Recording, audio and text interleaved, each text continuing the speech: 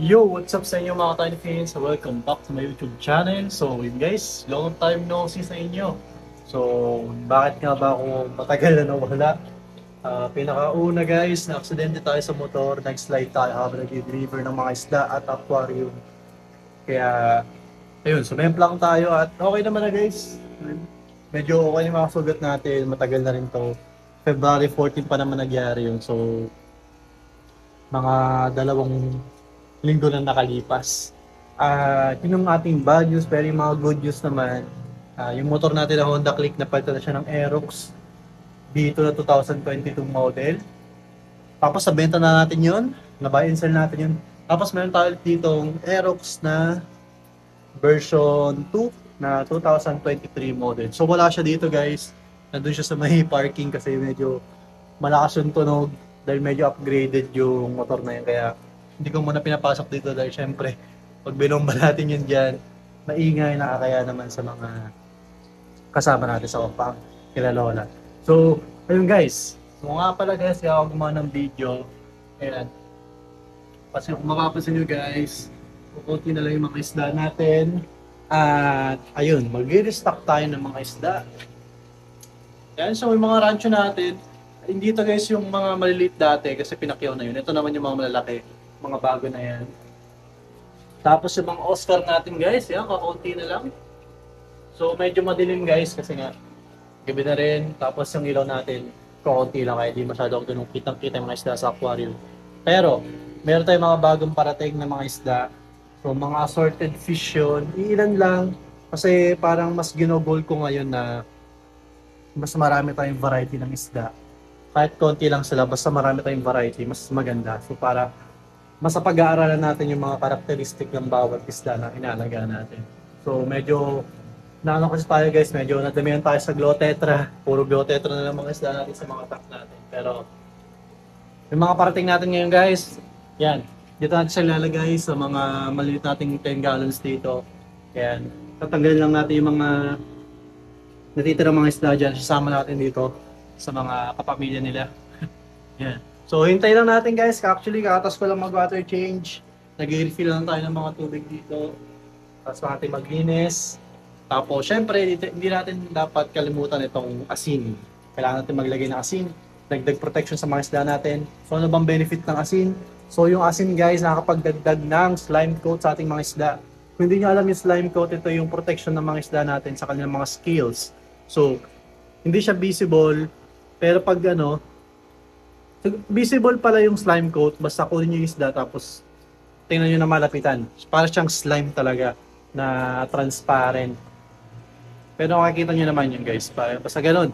Para siyang tubig na malapot-lapot. Tapos pag makapal yung slime coat ng isda, ibig sabihin healthy siya at hindi siya malatapuan ng mga parasite or mga ick. Kasi dudulas lang yung parasite o kaya anumang sakit sa mga slime coat nila, sa scales nila. So okay guys, maglalagay na ako na itong mga asin na to. Tapos babalikan ko kayo guys pag nandito na yung mga available nating isda. Tsaka para guys, ayan.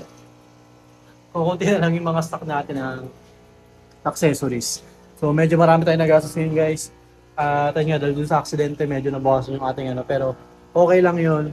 Pag merong hindi magandang nagyayari, syempre meron din magandang nagyayari. Kaya yun, ang maganda guys, isipin na lang natin yung mga magandang pangyayari katulad niyan.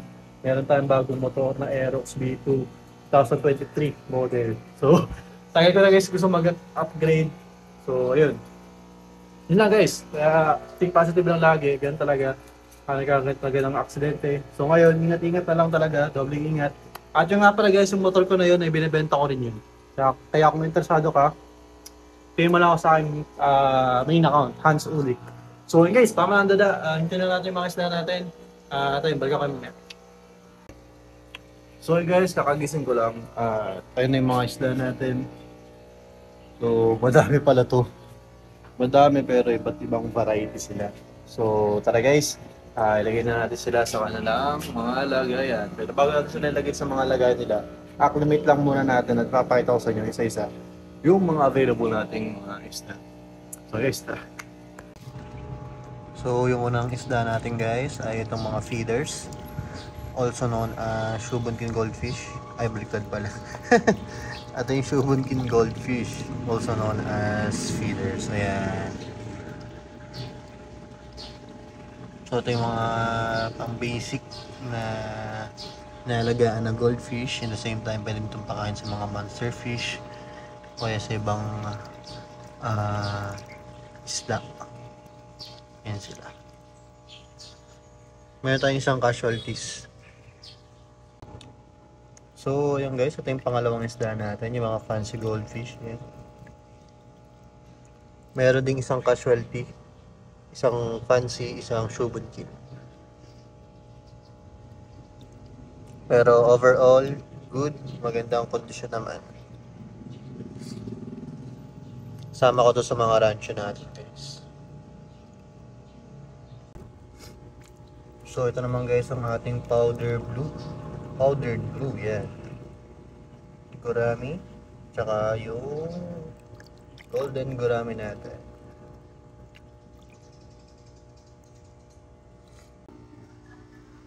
So, ito naman guys yung ating blue kenye. Yan. Sikli, ganda. Mas maganda siya sa personal. Talagang blue na blue yung kulay niya sa personal.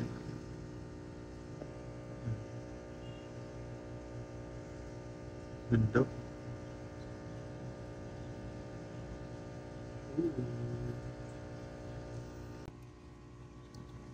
So ito naman guys yung ating Showa at Kohaku swordtail.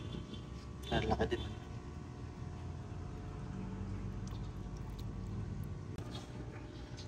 So ayan guys, meron din tayo ditong toffee parrot at meron na pahalo na albino parrotfish. So para sa silang parrotfish. Ang pinagkaiba lang ng toffee guys, pag toffee, ganyan yung kulay niya.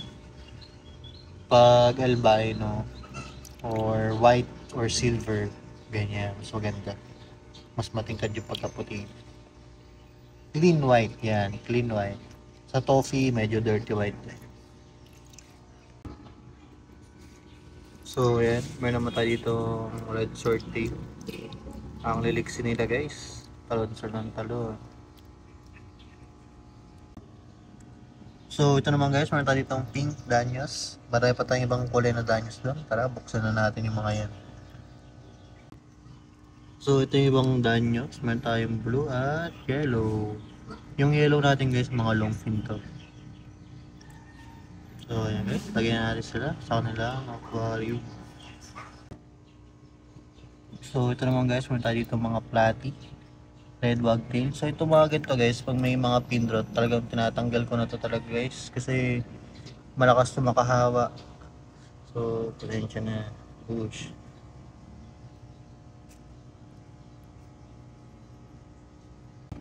So ito naman guys ang ating mga mollies. Black and yellow ang kulay nila. So lalagay ko to sa aquarium para maganda tignan.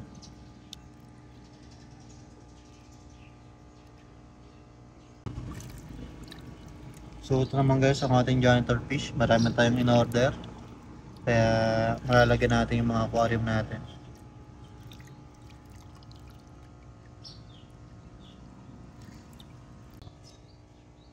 So ito naman yung mga cichlids natin guys. Meron tayo itong Oratus, Benestus, tsaka Ice Blue. Albino Ice Blue. So ito naman yung ating mga rosy barbs, maganda.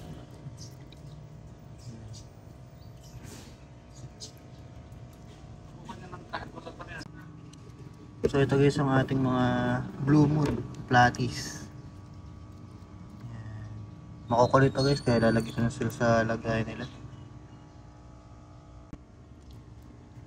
So ito naman guys ang pinakalas nating mga isda.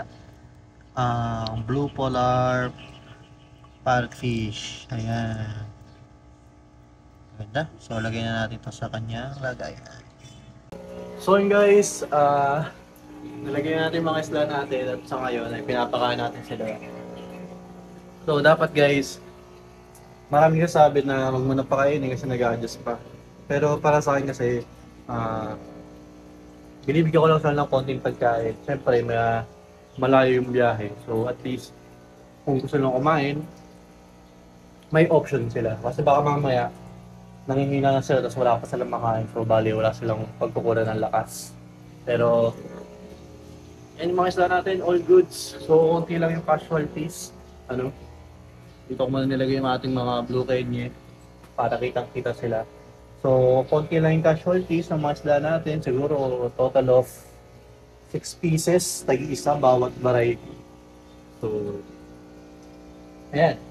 Tapos, napakamera ko guys para pakita ko sa inyo ng ayos. So, ito na ang ating munting fish room. Ayan. So, dito mga glow tetra natin. So, kukunti na lang itong mga to. So, di muna ako kumukuha ng glow tetra kasi napakadami pa natin glow tetra. Ang dami nating glow tetra. So, dito, ano ba nadagdag dito sa tank na to? Nadagdag dito sa tank na to ang mga red swordtail natin. So, ayan, makapansin nyo guys, kumakain sila. Ayan, mga red swordtail. Tapos dito, nadagdag naman dito yung ating mga fancy goldfish. Kung mapapansin nyo, kumakain din sila. Ayan. Tapos, ayun. Meron tayong isang casualties doon. So, talagang hindi maiwasan yan, guys. Tapos, dito, ang dagdag dito yung ating mga platy. Ayun, gutom na gutom. Kumakain ang ating mga platy. Tapos, dito, ang dagdag naman dito sa tank na to ay, ano ba dagdag dito? Mga feeders. May ilang mga feeders dyan. Dito naman sa baba, wala nang dagdag dito. Mga glow tetra pa rin. Ito, mga Oscar, mga tiger barb. So, mga tinfoil barb and paku. Ayan. Dito, mga feeders. Tapos, meron pa tayo ditong ilang mga hammerhead or iridescent shark. Dito, yung ating mga rosy barb. So, yan guys, konti na lang pagkain, no? Ang dami ko nilagay dyan. Tapos yan, kain sila. Dito, mga feeders. Dito yung ating mga golden and powdered blue gurami. So, ayan guys, mapapansin nyo, may mga appetite sila lahat.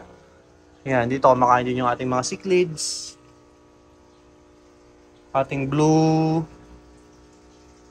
moon, platy. Yung ating, ito guys, pag na-condition to, ang ganda na ito. Kaya, bala ko sana ilipat siya sa mas malaki para mas makondisyon na ng mas mabilis. Dahil ito guys, pinakondisyon, blue na blue yan. Kaya gustong gusto ko yan. Blue kenya yan. Imported yan. Ito naman ay ang ating parrotfish. Tinfoil tuloy. Tawag dito? Toffee. Yan, toffee and silver. Ito naman ang ating blue polar. Or polar blue. Yan. Maganda oh. Ito yung gusto kong pattern. Talagang dark na dark. So, pag napalaki natin ito guys, pwede natin sila i-breeding. Kung mapapansin nyo guys, lahat yan may appetite. Ating mga danyos, yan, gutom na gutom. Yan, kaunti na yung pagkain nila. Sa baba, mga ibang kulay naman na danyos. Yun, nagsikain na. Mahayaan kasi yan guys. Alam mo guys, lalaki na ng mga natin, tinfoil barb, tsaka mga ng mga pako natin. Ang bilis lumaki ng mga yan. Kaso nga lang, mahayain sila talaga. Tapos dito ating mga mollies. So nga pala guys, hindi na tayo nag-stock ng tubig kasi medyo okay naman yung pinagkukunan natin ng water supply. Hindi na siya ganun kataas sa chlorine. Kaya goods na goods naman. So ayan sila. Tatanggalin ko na lang yung ibang casualties para hindi mag-contaminate yung iba nating tubig. So yung ibang pagkain medyo sobra niya dito sa taas. Babawasan ko yan para hindi magdumi. So, ayun lang guys. So, ayun guys, sana hindi sa video na to. Sobrang saya ko dahil meron naman tayong mga bagong isda na naka-display dito sa ating fish room. So, tingnan natin kung ano mga characteristics at ano ba mga pagkakaiba ng mga ating isda na nandito. So, ayan, mga glow tetra. Gusto ko pa rin naman sila. So, dadagdagan natin sila. Pero sa ngayon, wag muna kasi sobrang dami nating glow tetra. Gusto ko muna maglagay tayo ng space para sa ibang variety ng isda. Para pag may pumunta naman dito, sasabihin nila na, uy, ang dami niyang klase iba't ibang isda. Kasi kadalasan, sasabi, ba't puro glow tetra? Pasensya na kayo, dahil nga, naganda ako sa glow tetra. Kaya, puro glow tetra ang ating dito sa fish room. So, nakakatanggal kasi sila ng stress. Nakaka-relax silang panoorin. Ano, kung kukulay, ang dadami, tapos pagpapakainin mo, ano, kumpul-kumpulan sila. So, ayun guys, tatanggalin natin yan, yung isang casualty, tapos babawasan natin yung mga pagkain nila para hindi agad magdumi tubig natin. So, ganun lang guys, kasi ilang minuto na rin yung nakalipas. Yan yung ginagawa ko pag medyo matagal na sila, tapos di pa rin naubos yung pagkain, automatic tanggal. So, yun lang guys. Maraming salamat sa panonood. Don't forget to follow and like the page sa Facebook, like and Species. So, nandun din pala ako guys nag-update kung ano mga available nating mga isda. At syempre, doon din ako kausapin if ever may mga inquiries kayo sa mga bagay-bagay. So, pag may mga tanong kayo, doon din. O kaya comment daw kayo, mag-comment tanong kayo dito sa comment section para masagot ko rin kayo sa YouTube mismo. So, yun lang guys. Maraming salamat. At happy fish keeping sa inyo. Keep safe and get blessed. Babush!